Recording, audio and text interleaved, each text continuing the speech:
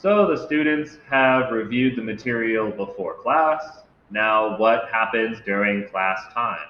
Well, the instructor has great flexibility when the students already have a working knowledge of what's going on. For one, the instructor can resolve questions that the students have regarding the lecture material. In addition, it's a good way to facilitate discussion because every student can come in with a working knowledge or some idea of the concepts before coming to class. And finally, it's a very good chance to use project work or group activities or individual work in which the students are applying the concepts and the new content in a novel way. Essentially doing a similar work of a group project or of a homework assignment, but during class time.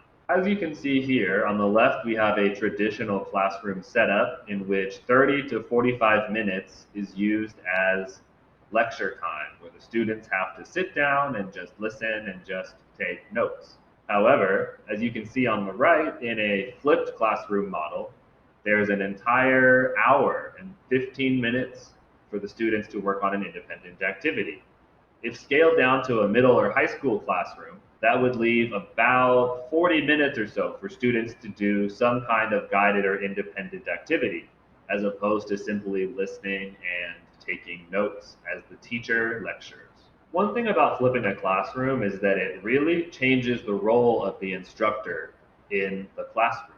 In a traditional classroom model, the teacher often assumes the role of a lecturer or instructor, where they are in charge of delivering the content in a kind of speech or a PowerPoint, and the students are responsible for taking in that knowledge passively. It's very similar to somebody with a watering can dumping water into an empty pot in order to fill the students' brains up with knowledge.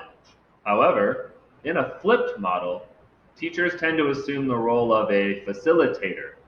By that, the teacher takes a less direct role in instruction and rather serves as a kind of guide, giving students more individualized and one on one attention as the students work through a student centered group activity or individual work. So, as a facilitator, the work in class is more student centered, and in a traditional model, the class is more teacher centered. All right. Thank you for listening today. I hope that you took a few notes, and I will see you in class very soon. Until then, cheers.